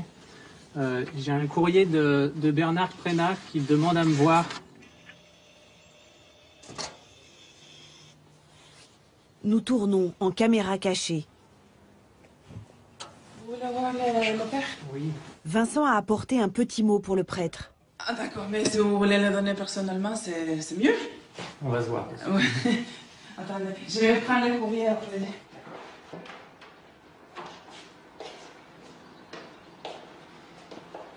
Bonjour. À 70 ans, Bernard Prénat a perdu de sa superbe. Excusez-moi. Nathalie Sapena. J'accompagne Vincent, je suis journaliste. Vous êtes journaliste où? À France 2. Ah oui. Vous vous souvenez de moi? Asseyez-vous. Un petit peu, oui. Il refuse toute interview, mais il accepte de discuter avec Vincent. Bernard Prénat vit dans la crainte de représailles et s'en plaint dès ses premiers mots. C'est très difficile de rencontrer avec des enfants qui sont dans ton cas parce que on ne sait jamais comment réagir. Des fois, j'ai voulu le faire, ça s'est très mal passé. Mais bon, je comprends aussi la réaction des gens. Hein. Bien sûr. Je comprends très bien. Le tête-à-tête avec Vincent a duré moins d'une demi-heure. Est-ce que vous me confirmez que vous n'avez pas poursuivi après 1991 quand vous avez été suspendu? Bien sûr, je l'ai dit 100 fois. Bien sûr. Depuis 1991, il ne s'est rien passé. Absolument aucune agression à me reprocher depuis 1991. D'aucune sorte. C'est clair et net. Et avant 91, vous avez combien de victimes? Il ne répond pas à cette question. C'est le point central de cette affaire. Le père Prénat, pédophile multirécidiviste, a-t-il arrêté de sévir du jour au lendemain, comme il le prétend? En tout cas, il a su convaincre l'archevêque de l'époque, Monseigneur de Courtrai, qui n'a fait que le changer de paroisse.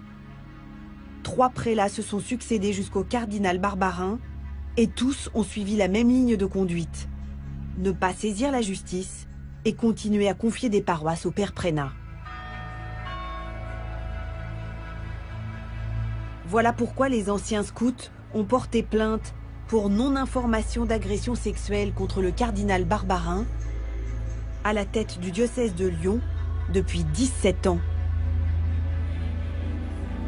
La démarche est rarissime. Monseigneur, est-ce que je peux vous poser une petite question? Ah, sur Jésus? Oui, oui. Monseigneur, Monseigneur, est-ce que vous voulez pas qu'on organise une vraie interview digne? Alors, là, vous allez maintenant chez des avocats, donc c'est eux qui parlent, donc vous leur demandez. C'est à vous que je veux. Je les ai appelés, vos avocats. Car le cardinal est désormais épaulé par 2 avocats et une agence de communication parisienne. Signe de l'ampleur de la crise. Hasard du calendrier, à Lourdes, les évêques tenaient à la mi-mars leur conférence, d'ordinaire consacrée au travail et à la prière. Le scandale a bousculé les traditions. Sous la pression, le cardinal Barbarin doit expliquer pourquoi il a maintenu à son poste un prêtre qui lui a révélé il y a une dizaine d'années son passé pédophile. Monseigneur Barbarin, pourquoi vous avez cru le père Prénat quand vous l'avez rencontré en 2007-2008? Parce qu'en général, quand quelqu'un me parle, je le crois. Évidemment. Si vous voulez, c'est le point sur lequel ça s'est le plus déchaîné. À juste titre. À juste titre. Donc ma première question, c'est les enfants, évidemment. Donc je dis, mais est-ce qu'il y a le moindre enfant qui a été abîmé ou agressé ou inquiété depuis 1990? Et là, il me dit, non, non, non, jamais, je vous le promets, parce que j'ai eu tellement horreur de ce que j'ai fait. Et voilà, et je reconnais que je l'ai cru. Alors, si on me prouve que je me suis trompé et qu'il y a eu des faits après, alors là, c'est vraiment dramatique. Mais c'est une décision très ancienne du cardinal de Courtrai. J'arrive quand même 15 ans plus tard. Et entre les 15 ans, personne n'a dit qu'il se soit passé quelque chose, ni depuis. Ça ne justifie rien du tout et ça n'excuse rien du tout de ce qui a été fait avant, vous me comprenez. Pour l'instant, la conférence des évêques soutient le cardinal. Quant au père Prénat, l'Église a enfin décidé qu'il ne sera bientôt plus prêtre. C'est le président de la conférence des évêques qui nous le révèle. C'est dommage que ça arrive si tard pour les victimes. Pour les victimes, c'est dommage que ça arrive si tard. Et pour le risque encouru par les enfants. Pour l'Église, c'est dommage qu'il arrive si tard. Voilà. Et pas parce que le père Prénat est resté en contact avec les enfants pendant 25 ans. Mais à ce jour, personne n'a dit. Lui dit qu'il n'y en a rien eu. Lui-même dit, si je suis bien au courant, qu'il n'y a rien eu depuis 1971. Souhaitons que ça soit vrai. 91. 91, merci. Souhaitons que ce soit vrai. Hier, l'évêché de Lyon a été perquisitionné dans le cadre de l'enquête préliminaire. Et voilà pour ce reportage signé Nathalie Sapena et Violaine Vermogo. Et on se retrouve ici dans une église à Saint-Martin, à Montigny-le-Bretonneux, avec vous, Bruno Valentin. Bonsoir. Bonsoir. Vous êtes le prêtre de cette paroisse rattachée au diocèse de Versailles. Alors, aucun évêque n'était disponible aujourd'hui pour nous répondre et venir défendre la position de l'Église catholique. C'est vous qui avez accepté de vous y coller. Et il y a du boulot après ce qu'on vient de voir. La question centrale qui se pose aujourd'hui et qu'on se pose après avoir vu ce reportage, c'est oui ou non, le cardinal de Lyon et le diocèse de Lyon en général ont fait preuve de négligence. C'est pas moi qui pourrais répondre à cette question centrale, parce que je ne sais de cette affaire que ce que votre reportage a montré. Pour moi, la question centrale, c'est d'abord l'admiration que j'ai pour le courage de Vincent, de Christian. J'admire beaucoup le courage qu'ils ont de prendre la parole. Et puis un sentiment de colère et de honte très intime. Parce qu'il y a une chose qu'il faut bien comprendre, c'est que prêtre, c'est pas une profession libérale. On n'est pas chacun à son compte dans sa petite boutique à faire tourner son affaire. Les 15 000 prêtres de France fonctionnent de manière très organique. C'est des types qui, ensemble, ont donné leur vie pour essayer de servir les autres au nom de Jésus-Christ.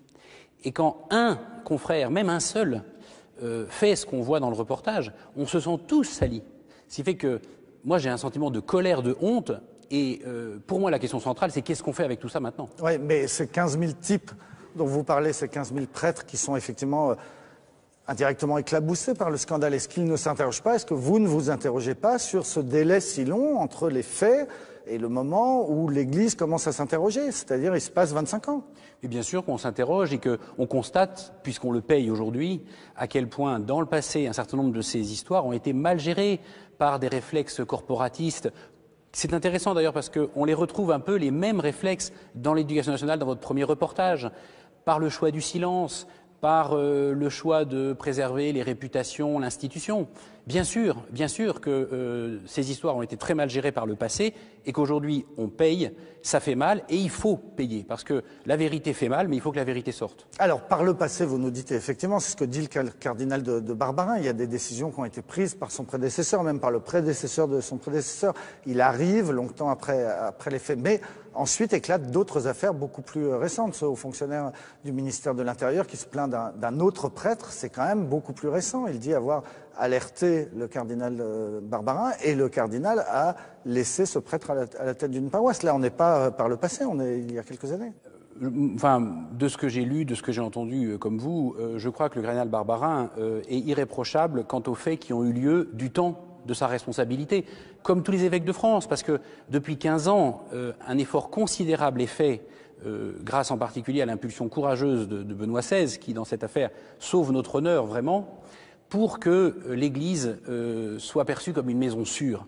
Et c'est ça l'enjeu. Moi je vois, vous voyez, dans la formation que j'ai reçue, et qui n'est plus tout à fait toute récente, on nous a parlé de pédophilie, on a reçu des psychanalystes, on a eu affaire à des psychologues qui nous ont expliqué les tenants, les aboutissants. Et aujourd'hui, dans la façon dont fonctionne une paroisse comme la mienne, tout est mis en œuvre pour que les parents qui nous confient leurs enfants, moi aussi j'ai un patronage comme celui qui a été évoqué dans le reportage, tout est mis en œuvre évidemment pour que ces enfants soient accueillis dans une parfaite sécurité et que même les apparences d'une éventuelle ambiguïté ne soient pas possibles.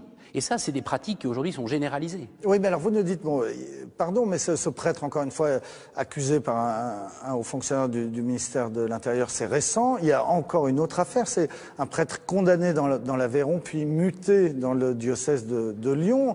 Donc il a été condamné, il y a des faits avérés, et récemment il a eu une promotion, il est devenu doyen des paroisses. Donc il y a quand même, on a l'impression, la notion du pardon, c'est-à-dire qu'un prêtre condamné peut rester à la tête d'une paroisse, tout simplement. Alors, ce que j'ai lu de l'histoire de l'Aveyron, c'est intéressant parce que ça montre la complexité de ces sujets-là. Ça n'est pas de la pédophilie, c'est des adultes qui sont en cause, premièrement. Deuxièmement, la justice est passée. Une sanction a été prononcée. Elle a été purgée.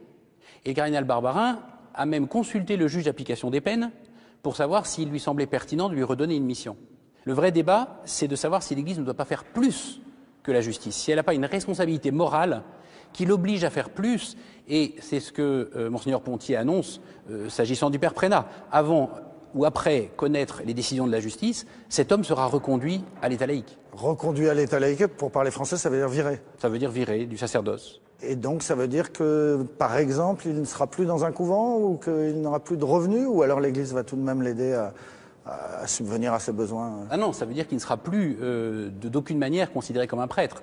Alors après ça, comment matériellement cet homme va vivre, c'est pas moi qui en déciderai, je n'en sais rien. Mais d'aucune manière, il ne sera plus considéré comme un prêtre. C'est ça ce que veut dire ce qu'annonce Monseigneur Pontier.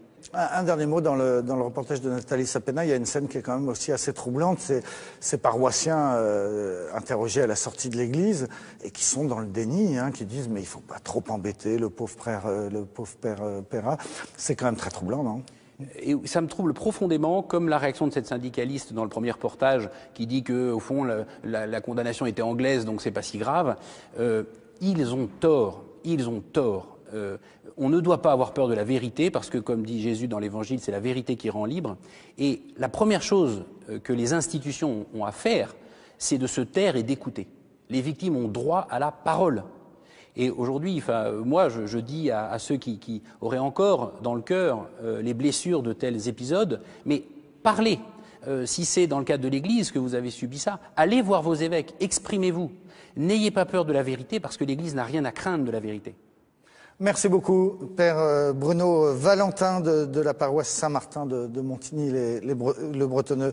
Merci d'être venu défendre dans Complément d'enquête la position de votre Église et la vôtre surtout. On va maintenant vous amener en Allemagne pour découvrir qu'il y a là-bas des politiques de prévention qui sont très novatrices, des campagnes publicitaires qui s'adressent directement aux pédophiles pour leur dire, eh bien, faites-vous aider. On n'a jamais vu ça en France, même s'il y a chez nous quelques centres spécialisés dans la prise en charge de ces cas. L'enquête de Laure Polaise, Mathieu Drejoux et Virginie Le Tendre. Imaginez ce spot de pub, diffusé chez vous, juste avant le 20h.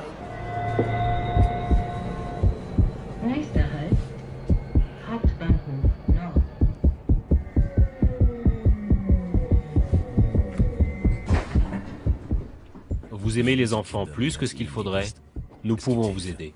En Allemagne, il est diffusé sur toutes les chaînes depuis 10 ans. Christina Ritzenhof est responsable de cette campagne. Son agence de pub est l'une des plus grandes du pays. Nous avons essayé de montrer le quotidien des hommes qui ont une attirance pédophile. Montrer que tous les jours, ils doivent se cacher et lutter contre leur attirance pour ne pas faire de mal aux enfants. Une campagne révolutionnaire. Pour la première fois, elle ne s'adresse pas aux victimes, mais aux pédophiles. Elle les encourage à sortir du bois et venir consulter dans un hôpital de Berlin. Il ne s'agit pas de dire que ces hommes ne doivent pas être punis en cas d'agression, mais dire qu'il faut les accompagner avant qu'ils ne commettent un tel acte. Les aider, éviter qu'ils s'en prennent à un enfant. Les Allemands en sont convaincus. Un pédophile qui sort du silence a moins de risques de passer à l'acte. C'est la logique de ce programme lancé ici en 2005 et depuis rentré dans les mœurs.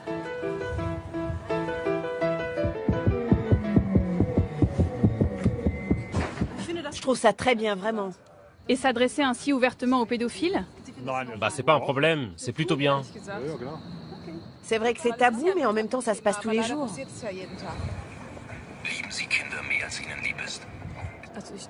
Je trouve très bien que si quelqu'un remarque qu'il a un tel problème, il puisse trouver un lieu d'écoute, des gens à qui parler. Ce lieu d'écoute, c'est la Charité, un grand hôpital de Berlin.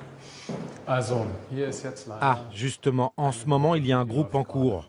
Vous voyez, ne pas déranger, ça veut dire qu'il y a un groupe de parole à l'intérieur, généralement 8 hommes et 2 thérapeutes. Klaus Bayer, éminent professeur en sexologie, est l'inventeur de ce programme, basé sur la confidentialité totale pour les patients. Ici, depuis 10 ans, il a déjà reçu plus de 5000 hommes. Interpellés par la campagne publicitaire, ils sont venus lui parler de leur attirance pour les enfants. Le lieu est réservé aux pédophiles qui n'ont jamais eu affaire à la justice. Klaus Bayer a eu cette idée après des années de consultation. Pour lui, la pédophilie est bien plus répandue que ce que la société veut croire.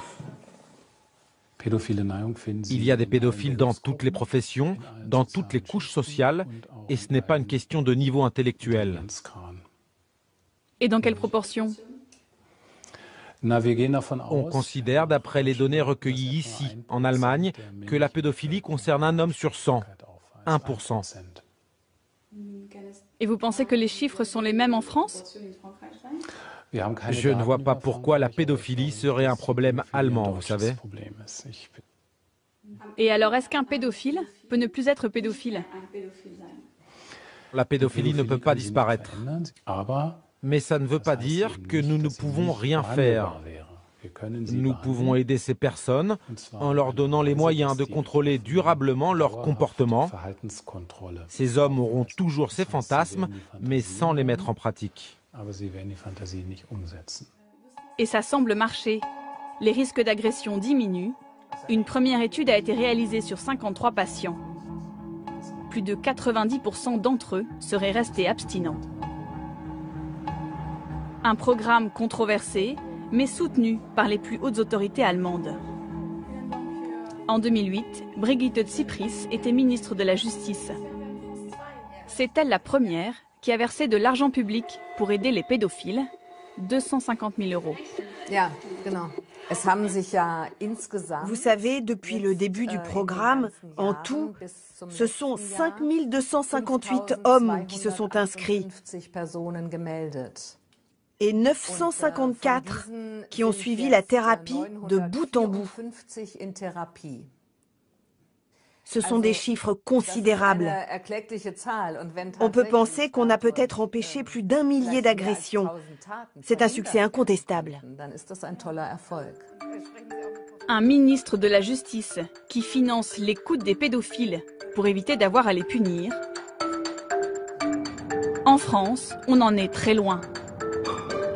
Des consultations existent, mais les psychiatres reçoivent essentiellement des pédophiles déjà condamnés par la justice. J'aime bien vous installer. Merci. À Montpellier, face au docteur Lacambre, un retraité puni de 6 mois de prison avec sursis. Je regardais les notes là. Sur son ordinateur, la police a retrouvé des images pédopornographiques. Comment allez-vous? C'est une lutte permanente, c'est une lutte contre moi-même, contre ce que j'appelle ces démons, quoi. Donc quand je suis confronté à ça, je vais sur le chat, je rencontre des gens qui ont les mêmes problèmes que ceux que je rencontre. Donc on discute d'enfants, de tout ce qui est rapport avec la pédophilie. Et puis on part sur des fantasmes communs. Le but de ces consultations, éviter la récidive. Est-ce que vous pensez qu'un jour on pourra ensemble supprimer ou définitivement neutraliser ces démons? Je pense. Je suis assez confiant. D'accord. Avant d'avoir affaire au juge, ce patient avait bien cherché de l'aide pendant 20 ans, en vain. J'ai commencé à consulter des psychiatres en 1995. Et qu'est-ce que ça a donné? Ça a donné pas grand-chose en fait. Pourquoi? Parce que je pense que les psychiatres, il n'y en a pas beaucoup en France qui sont formés pour ma problématique.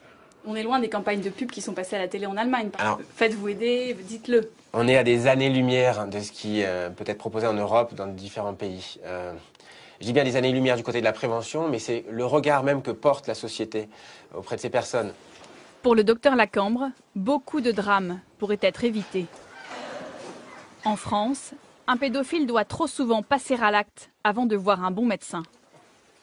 On est aux alentours de 15% de patients qui viennent en démarche spontanée, c'est-à-dire en dehors de toute condamnation. Notre objectif, en termes de santé publique, ça serait de pouvoir arriver à au moins du 50% jusqu'ici de démarches spontanées. Et pourquoi c'est important? Vous vous rendez compte le nombre de victimes qu'on peut s'épargner? Parce qu'un enfant qui a été agressé sexuellement, c'est une catastrophe pour toute sa vie, pour sa famille et pour la société. Avec le risque de suicide qui augmente, de dépression, d'addiction, et une sexualité qui va être une source de souffrance en permanence. Donc si on traite correctement, on soigne toutes ces personnes, il y aura autant de victimes en moins. Combien sont-ils en France, pédophiles abstinents, enfermés dans leurs désirs interdits? Comment trouver de l'aide pour éviter de briser la vie d'un enfant? Ces questions, cela fait plus de 10 ans qu'elles obsèdent Paul. Ce n'est pas son vrai nom, vous ne verrez pas son visage. Il a bientôt la trentaine et ce qu'il va nous raconter, il n'a jamais osé le confier à ses proches. À 17 ans, j'étais fan d'un manga et en téléchargeant des images de ce manga, je suis tombé en fait sur une parodie érotique qui mettait en scène cette gamine qui va avoir à peu près une douzaine d'années avec des adultes. Ça m'a fait comme un choc quoi. Je suis rentré dans un engrenage, une pente dangereuse, l'addiction à la pédopornographie. Personne ne peut vous aider, on peut dire encore j'ai un problème d'alcool, j'ai un problème de drogue, c'est pas bien vu mais ça passe, mais bon j'ai un problème de pédopornographie, il y a personne qui a pu se confier. J'avais peur de moi, j'avais peur de reproduire ce qui se passait dans ces vidéos. Paul vit avec, comme il dit, un monstre tapi en lui. Après une longue dépression, 3 tentatives de suicide, il a enfin trouvé une porte où frapper. Une petite association à laquelle il écrit. Bonsoir, je vais rester anonyme, j'ai trop peur que mon mail soit intercepté. Je suis attiré depuis l'âge de 17 ans environ par les petites filles qui ont entre 7 et 12 ans, juste avant leur puberté. S'il vous plaît, aidez-moi, je ne veux plus être un monstre, ce grand malade, je veux faire de mal à personne. 2 heures après, il reçoit une réponse. Il est invité à un groupe de parole. Celle qui accepte de l'aider face à ses démons, c'est Latifa Benari, fondatrice de l'association L'Ange Bleu. À 65 ans, elle n'est ni thérapeute, ni psychiatre, c'est une ancienne victime. J'ai oublié de vous demander comment vous avez eu connaissance de l'Ange Bleu. Violée enfant par un ami de son père. Voilà 20 ans qu'une fois par mois, le samedi, Latifa réunit autour de sa table des pédophiles et des victimes. Tu te mets là? Ouais. Le dialogue avec les victimes représente le meilleur garde-fou. J'ai remarqué que ça leur permet vraiment de réfléchir. Beaucoup me disent, j'ai plus envie d'ouvrir mon ordinateur, et d'autres me disent, eh ben, je place maintenant l'enfant à sa place, c'est-à-dire je lui redonne sa place d'enfant. L'accueil est chaleureux et le plan de table étudié avec précision pour que les histoires se répondent. Ici, chacun vide son sac. Pour ces rendez-vous, Latifa a des dizaines de demandes de pédophiles en attente. Je te donne la parole parce que c'est important. Quand j'avais plus ou moins 13 ans, c'était à la plage, pendant l'été. Je me suis aperçu que la vision des fillettes, de leur corps nu, me faisait un effet d'excitation. J'ai dû admettre que j'étais pédophile. J'ai pas de pulsion, je suis pas une cocotte minute. C'est pas que quand je croise un enfant dans la rue, je dois prendre ma main, voilà. Non, ne touche pas. Qu'est-ce que les gens en général... La plupart de ces hommes sont pédophiles abstinents. Ils assurent n'avoir jamais eu un geste déplacé. À l'opposé, pour montrer quelqu'un qui... Ce jour-là, un seul est déjà passé à l'acte. Il attend son jugement. Donc ça s'est présenté dans mon entourage proche, un garçon que j'avais quelques années maintenant. Tu avais quel âge? Moi j'avais 20 ans. Et donc un sentiment d'affection très fort au départ, que j'ai même pris pour de l'amour, avec une relation que je me suis fantasmé partagée. Le sentiment que tu faisais pas de mal. Pour toi, il était consentant. Je pense que c'était un mensonge que je me faisais, mais que j'y croyais en quelque sorte. Aux côtés des pédophiles, aujourd'hui 4 victimes. L'important pour Latifa, c'est qu'ils entendent la souffrance de ces ex-enfants violés. J'avais 6-7 ans. Et donc le meilleur ami de mon grand frère, avec qui j'étais très proche, jusqu'au jour où il m'a demandé de lui faire une fellation. C'est quelque chose qui s'est reproduit un certain nombre de fois. Et ça m'a sidéré, ça m'a complètement coupé de toute possibilité de créer du lien. Et le sentiment de honte que j'ai pu ressentir, il m'a esseulé. Cette honte, elle m'a enterré. L'échange a duré 5 heures. Un travail éprouvant de confession et d'écoute. Une révélation pour l'homme en attente de jugement. À bientôt. Ça change quoi pour vous, ces groupes? Parce que déjà, tout ce système de mensonges que j'expliquais tout à l'heure, de consentement auquel on veut croire, ou de relations partagées, ça vole en éclats quand on entend les témoignages des victimes. Et ça aurait pu vous retenir, si vous l'aviez eu plus tôt dans J'aurais pas pu mettre en place ce système de leurre. Qu'est-ce que vous pensez quand vous l'entendez dire j'aurais aimé trouver un tel groupe plus tôt dans ma vie? Alors, je vais vous répondre à ça. C'est la motivation de l'Ange Bleu, la création de l'Ange Bleu. J'ai rencontré pendant 30 ans des personnes comme lui. Ah oui, il faut les écouter, il faut les aider, parce que c'est comme ça qu'on protège les enfants. Libérer la parole, le moyen de prévention le plus efficace, selon Latifa Benari. Une tâche dont elle s'acquitte seule, bénévolement dans son salon, sans aucune subvention.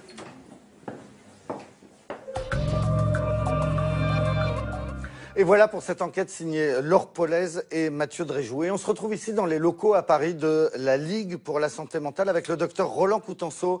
Bonsoir. Bonsoir. Vous êtes psychiatre. Vous avez vous-même créé il y a 25 ans dans les Hauts-de-Seine la première consultation pour pédophiles. Vous venez de voir avec nous ce reportage et cette politique publique allemande pour demander aux pédophiles d'appeler à l'aide. On n'a pas l'équivalent en France. On n'a pas l'équivalent en France tout simplement parce que la société française n'a pas osé passer à une heure de grande écoute un film de ce type. Vous avez vu qu'il n'a rien de choquant. Et en même temps, on a dans nos consultations, mais à la marge, des sujets qui viennent nous voir sans avoir été condamnés pour parler de leurs fantasmes. Mais c'est vrai qu'on aurait besoin aujourd'hui d'un accélérateur qui est finalement que ce film puisse passer dans des chaînes de grande écoute. Un type qui, comme dans le sujet, là, aurait dans le métro le cœur qui s'accélère en face d'un enfant. En France, il faut qu'il s'adresse à qui ? On a, avec la Fédération des centres de ressources, dans toutes les grandes villes de France, des consultations spécialisées qui prennent déjà en charge ces sujets. Ils peuvent s'adresser à nous, on va le mettre un petit peu sur notre site. Et donc, il y a cette possibilité, simplement, il faut qu'ils le sachent. Votre collègue allemand, dans le reportage, disait on estime à 1% de la population française qui serait pédophile ou qui aurait des tendances pédophiliques. Vous êtes d'accord avec ce chiffre ? Oui, je suis d'accord. Et en même temps, je ne voudrais pas inquiéter ceux qui nous écoutent. Avoir des fantasmes dans sa tête, pour le médecin que je suis, c'est être pédophile. En même temps, il n'y a aucune fatalité de passer à l'acte. Au fond, on a tous des fantasmes en matière sexuelle, les pédophiles comme les autres, mais au fond, c'est un choix de la personnalité de s'abandonner, de se laisser aller à passer à l'acte avec les enfants. Dit autrement, il y a des sujets qui sont pédophiles dans leur tête et qui s'interdisent tout passage à l'acte avec les enfants. On peut appeler ça pédophile abstinent? Oui, si on veut, ou pédophile névrotique, ou pédophile bien structuré. Mais regardez ce qui est l'idée force. La majorité de ceux qui ont passé à l'acte dans leur vie n'avaient jamais parlé de cette sexualité maudite dans leur tête à quiconque. Et donc, leur tendre une perche, c'est développer la prévention, c'est empêcher, pour le dire en termes sociétal, que des enfants soient touchés par ces sujets, parce qu'on va les aider à apprivoiser, à maîtriser leur sexualité, parfois même à la modifier. Il y a dans notre consultation des sujets qui étaient pédophiles quand ils sont venus, qui aujourd'hui ont une sexualité adulte, avec un adulte, homme ou femme, suivant l'orientation de leur sexualité. Donc votre message, c'est que c'est curable?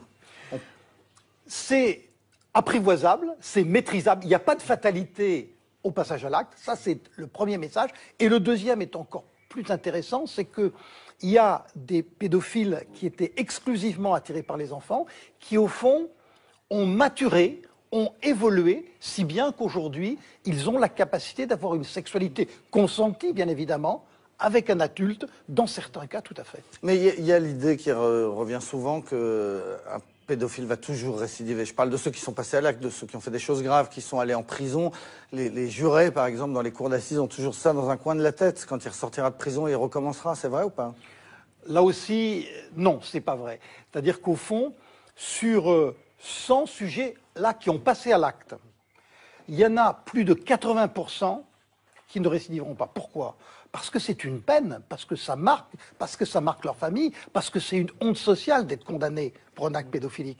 Et effectivement, il y a un certain nombre, une vingtaine de pourcents, pour ceux par exemple qui sont attirés par les petits garçons, qui sont les plus récidivants, qui récidivent. Donc là, on a une prévention de sujets qui sont connus comme pédophiles qui ont passé à l'acte, pour les empêcher de passer à l'acte. Là, c'est ce que font aujourd'hui la plupart des consultations spécialisées, mais c'est encore plus intéressant de faire de la prévention. Merci beaucoup, Dr Coutanceau. Je renvoie à votre livre « La parole de l'enfant » qui vient de sortir avec la collaboration du défenseur des droits Jacques Toubon, c'est aux éditions Duno. Voilà ce qu'on voulait vous dire ce soir dans ce 336e numéro de Complément d'enquête, ce qu'on voulait vous montrer sur ces secrets bien gardés, sur les institutions comme l'Église ou l'école face à la pédophilie.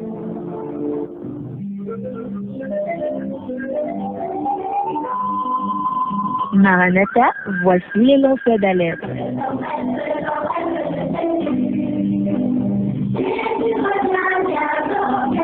Avec vous, dès le point du jour, criant Maranatha, Jésus revient.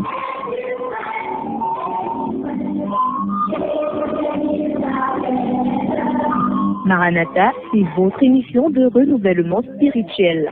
Maranatha, c'est votre programme d'information et de rafraîchissement. Maranatha, c'est un moment d'avertissement solennel. Vous cherchez l'essentiel, la réponse à vos questions, une meilleure direction? Appelez le 677 40 47 22 ou le 694 61 52 67. Ne ratez pas Maranatha, votre rendez-vous quotidien de 5h à 6h sur la NB1 93.8. Maranatha est produit par des serviteurs de Dieu pour préparer l'Église à l'enlèvement. Jésus revient.